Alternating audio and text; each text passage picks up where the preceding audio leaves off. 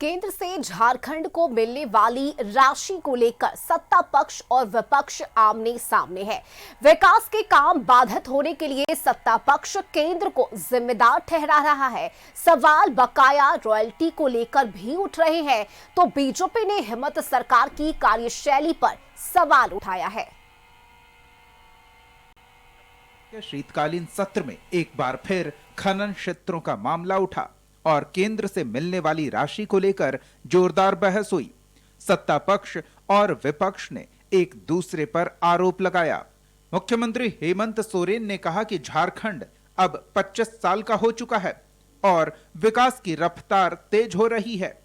खनन क्षेत्रों की स्थिति पर चिंता जताते हुए मुख्यमंत्री ने कहा कि खनिज और रेलवे राजस्व में झारखंड देश को सबसे ज्यादा देता है, लेकिन बदले में राज्य को सिर्फ प्रदूषण, पलायन और विस्थापन मिलता है और केंद्र सरकार असल मुद्दों पर चर्चा से बच रही है। देश के विकास में झारखंड प्रदेश की भूमिका नहीं है। झारखंड प्रदेश ने पूरे देश को शायद कोई और राज्य जितना दिया हो उससे कहीं ज्यादा हम लोगों ने दिया है। खनिज संपदा से लेकर के यहाँ के लोगों के विस्थापन से लेकर के आर्थिक रूप से यहाँ पर जो हमें जानकारी है, यहाँ के रेलवे से भारत को सबसे अधिक रेवेन्यू जनरेट होता है, लेकिन बदले में हिस्सेदारी में हमें क्या मिलता है अध्यक्ष महोदय? यहाँ का धूल, मिट्टी, विस्थापन, पॉल्यूशन, पलायन जैसे घटनाएं होती है और ये निरंतर बजट में कटौती करते हैं अध्यक्ष महोदय। ये आजकल कटौती का एक नया रूप, इसमें पैसा काटेंगे, उसमें पैसा काटेंगे। सत्ता पक्ष केंद्र पर रॉयल्टी के बकाया राशि का मुद्दा भी उठा रहा है।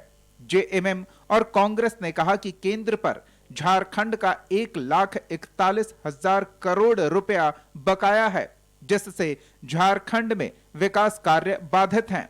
इसके साथ ही केंद्रीय ढांचे पर हमले का आरोप भी लगाया।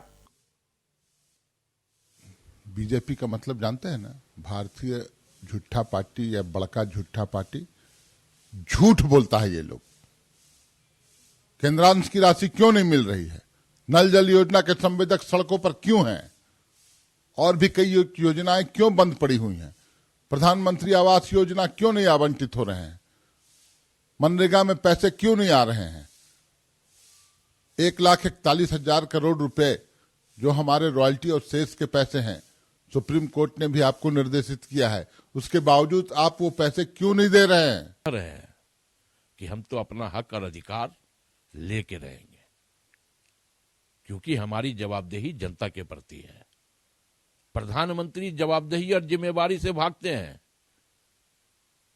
इसलिए कि वो वोट चोरी करके सत्ता में आए हैं।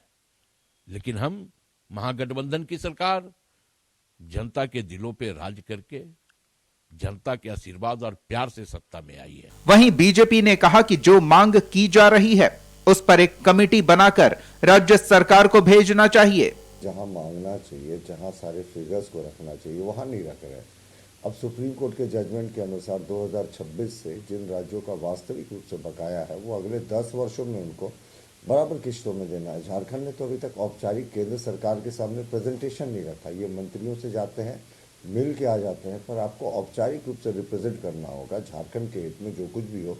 भाजपा के सांसद भी खड़े हैं, लेकिन ये सरकार तो अपना रेवेन्यू 1,41,000 करोड़ का ये मांग करते हैं और उससे ज्यादा ये 2 नंबर का कोयला चोरी, लोहा चोरी में कमा लेते हैं। तो इनको जनता की क्या पड़ी?